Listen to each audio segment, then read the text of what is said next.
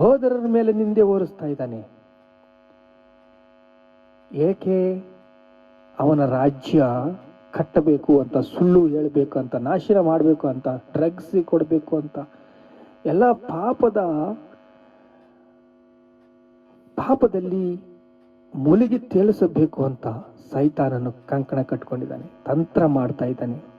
ಹಂಗಾಗಿ ಯೇಸು ಕ್ರಿಸ್ತನ ಸಂಪೂರ್ಣವಾಗಿ ಯೇಸು ಕ್ರಿಸ್ತನಲ್ಲಿರುವವರು, ಯೇಸು ಕ್ರಿಸ್ತನ ಕೆಲಸ ಮಾಡೋರು, ಪ್ರಾರ್ಥನೆ ಮಾಡೋರು, ಯೇಸು ಕ್ರಿಸ್ತನಲ್ಲಿ ನಿಲ್ಲೋರು ಏನ್ ಮಾಡ್ತಾ ಇದ್ದಾರೆ?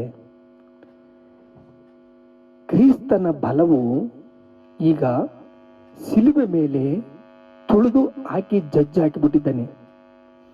ಜಜ್ಜಿ ಹಾಕಿದ ಮೇಲೆ ಈಗ ರಾಜ್ಯವು, ಶಕ್ತಿಯು, ಬಲವು, ರಕ್ಷಣೆ ಕ್ರಿಸ್ತನದಾಯಿತು.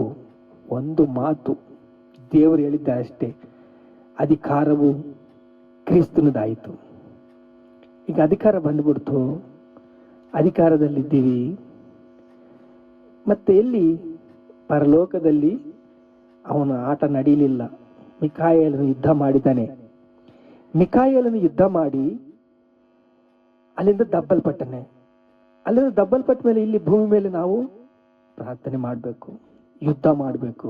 ಯುದ್ಧ ಮಾಡಿದ್ರೆ ಒಂದೊಂದು ರಾಷ್ಟ್ರವು ಅರ್ಪಣೆಯಾಗಿ ದೇವರಿಗೆ ಅರ್ಪಿಸಿದಾಗ ದೇವರು ಕಾರ್ಯ ಮಾಡ್ತಾರೆ. ರಾಜ್ಯಗಳಿಗಾಗಿ ಪ್ರಾರ್ಥನೆ ಮಾಡ್ರಿ, ಅಧಿಕಾರಿಗಳಿಗಾಗಿ ಪ್ರಾರ್ಥನೆ ಮಾಡ್ರಿ, ಸಭೆಗಳಿಗಾಗಿ ಪ್ರಾರ್ಥನೆ ಮಾಡ್ರಿ, ಪ್ರಜೆಗಳಿಗಾಗಿ ಪ್ರಾರ್ಥನೆ ಮಾಡ್ರಿ, ಅನ್ಯ ಜನರಿಗಾಗಿ ಪ್ರಾರ್ಥನೆ ಮಾಡ್ರಿ, ಸಭೆಗಳಿಗಾಗಿ ಪ್ರಾರ್ಥನೆ ಮಾಡ್ರಿ ಅಂತಂದು ದೇವರು ಹೇಳಿದ್ದಾರೆ. ನಿನ್ನ ರಾಜ್ಯವು ಬರಲಿ, ನಿನ್ನ ನಾಮವು ಪರಿಶುದ್ಧವಾಗಲಿ ಅಂತಂದು ನಾವು ಪ್ರಾರ್ಥನೆ ಮಾಡ್ತೀವಿ. ಈಗ ಹೊಂದ್ಕೊಳ್ಳೋದು ಹೇಗೆ?